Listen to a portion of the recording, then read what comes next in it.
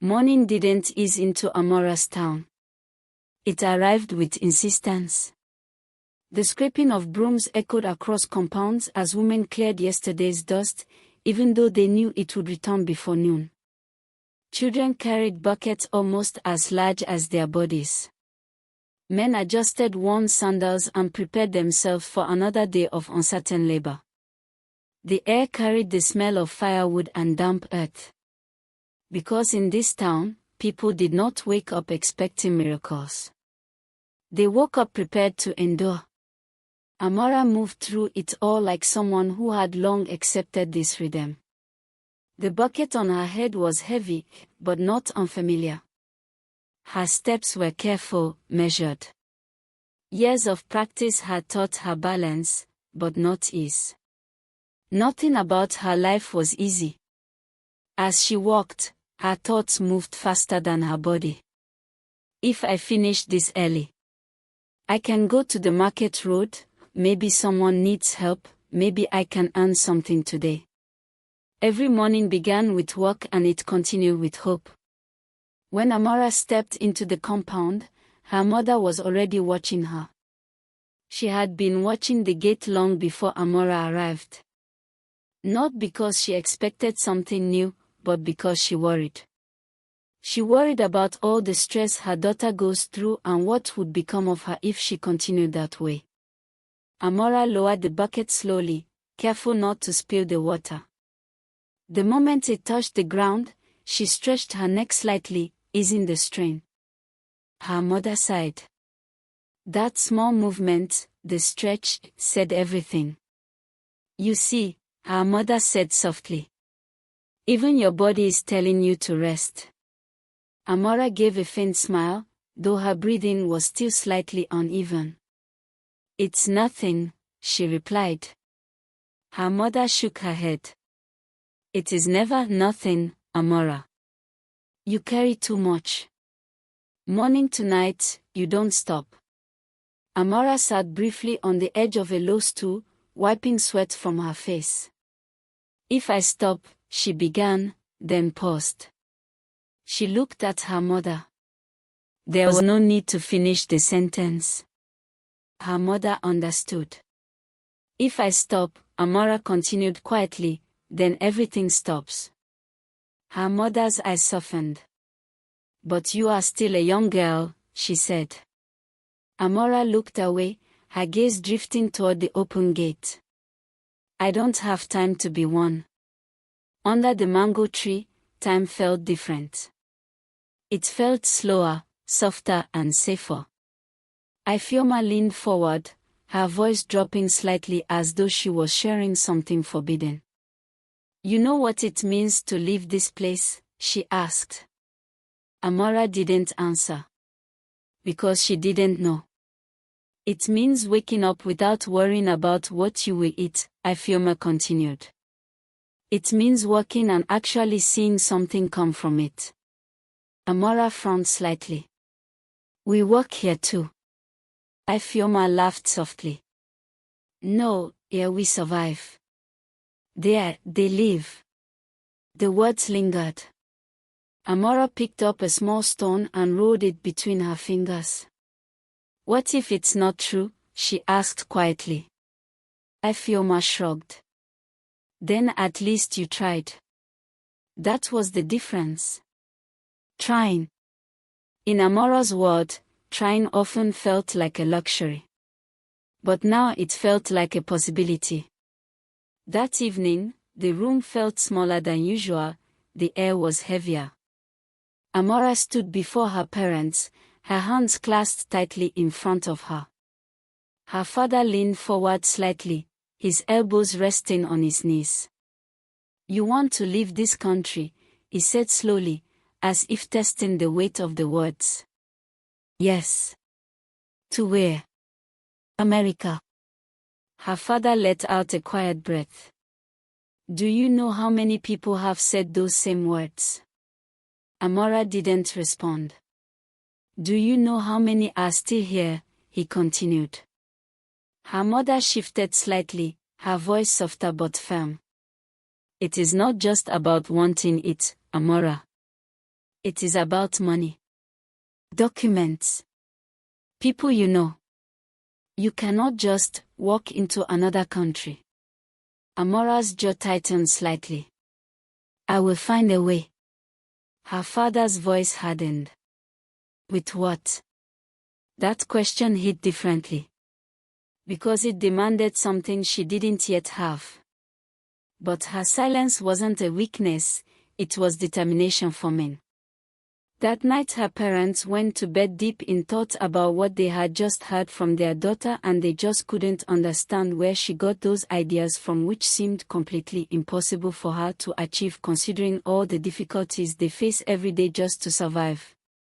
The next morning, it was going to be the usual routine for Amara. She would walk some distance down the street to fetch some water. Later on she would wander about the streets looking for menial jobs to do just to earn a living. By the time she returned later in the day, she met her mother pacing around the compound while carrying her son. Amara looked at her for a second and then asked, "What's wrong?"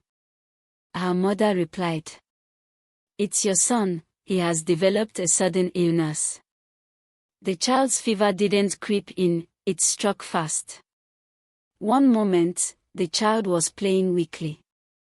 The next, burning, restless, crying without strength.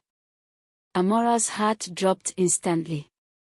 She grabbed him from his mother's arm. She felt his body and was shocked at how hot it was. "We have to take him to the hospital immediately."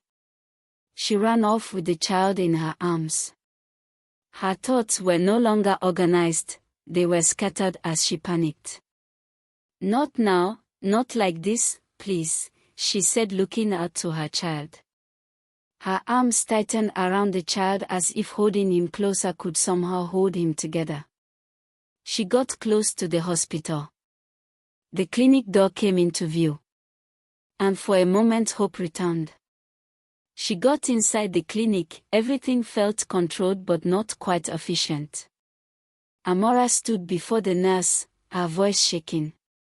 "Please, my child, he's very sick." The nurse barely looked up. "Have you registered?" Amara shook her head.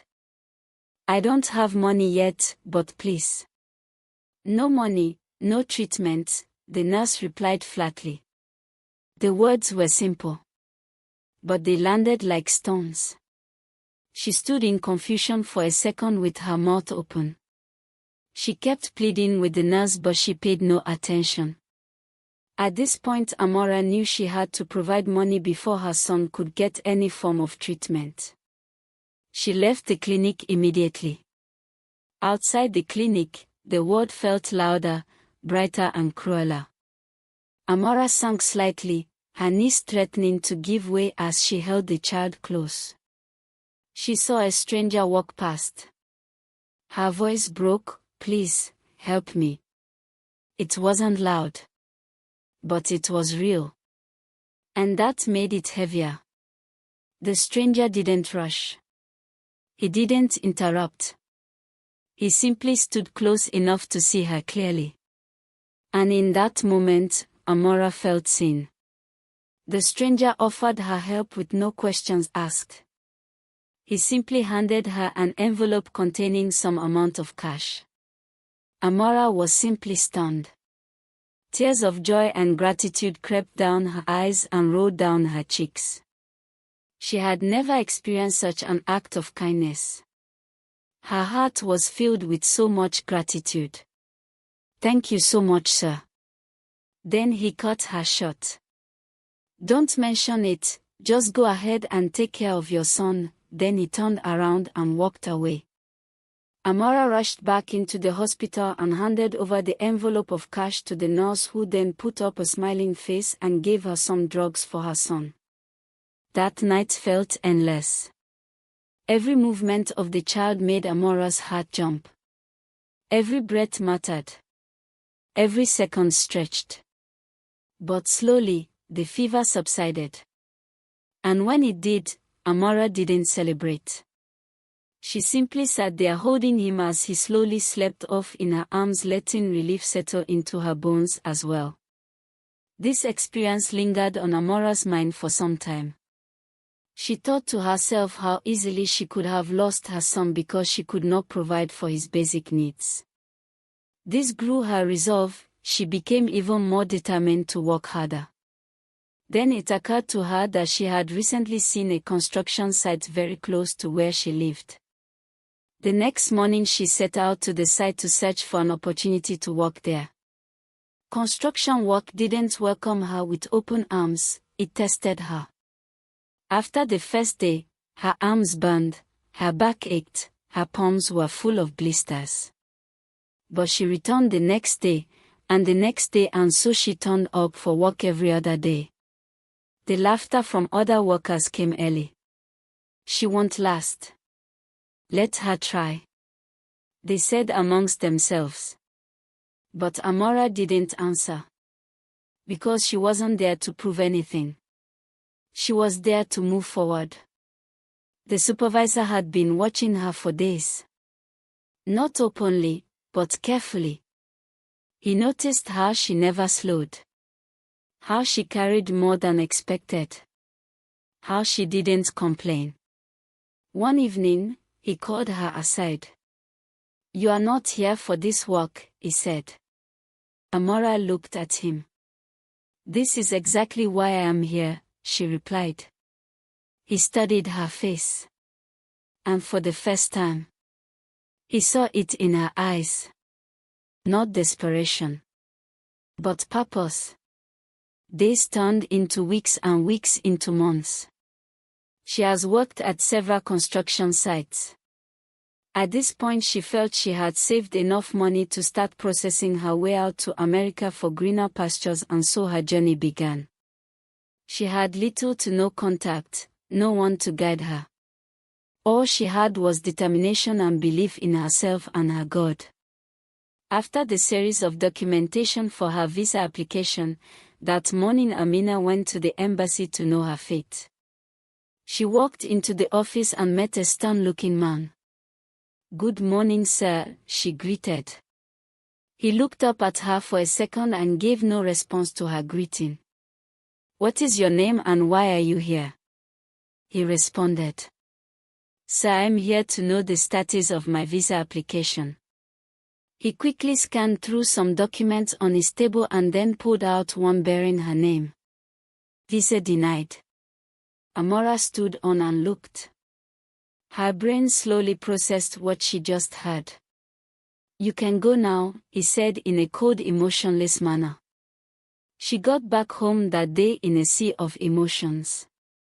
All her efforts, all her hard work, all her savings washed away just like that. Her mind was in turmoil. She woke up the next morning convinced that this was not the end of the road for her.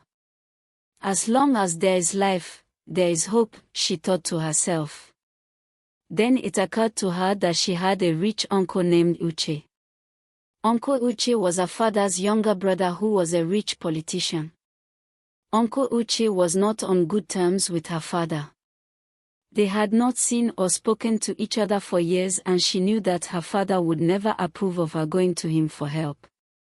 So she decided to go pay Uncle Uche a visit without her father's knowledge. She got to his uncle's house. It was a huge, beautiful mansion standing tall. A security guard stood by the gate as she got close. "Who are you looking for?" She gently spoke out of fear. "I'm here to see my Uncle Uche." "Wait here." The security guard then walked into the compound and walked out after a few minutes. "Oya, enter." As she walked into the compound she couldn't believe her eyes. From where she stood she couldn't see the roof of the house, the garage had fleets of cars and the floor was shiny. She entered the living room and saw him sitting on a big couch. Before she could say a word, "You want money?" he asked. "Yes." "For what?" "To travel." He laughed. "Then work." And just like that he asked her to leave. The security man walked her out and the door closed on her. That night, Amara cried bitterly. Not because she was weak but because she was human. And sometimes that is enough. One day Amara just found herself outside the embassy building. She didn't know exactly why she was there. She had no appointment, she had no notification, yet she just arrived at the embassy hoping she would be able to convince them some way or another to just approve her visa. She stood outside the embassy looking lost, then suddenly she saw a familiar face. She took a second look at the stranger and then she realized who it was. It was the same man that helped her with an envelope of money when her child was sick and needed desperate help. Their eyes met and he smiled softly at her while he gently walked towards her. "How are you and what brings you to the embassy?" She looked up at him and tears rolled down her face. She sobbed and told him the story of her failed attempts to get a visa approved. "I will help you," he said ever so smoothly. Amara could not believe her ears. A cold shiver ran down her spine and her face lit up instantly. He stood by his words. He didn't just help her, he guided her step by step, process by process. Until finally everything aligned. After a series of documentations, the day finally came. She woke up that morning feeling new with renewed hope. She got to the embassy with a smile on her face. Walked into the office with her head high. Her name was called, her heart stopped and raced. The voice yelled, "Approved." She fell on her knees instantly and tears of joy followed.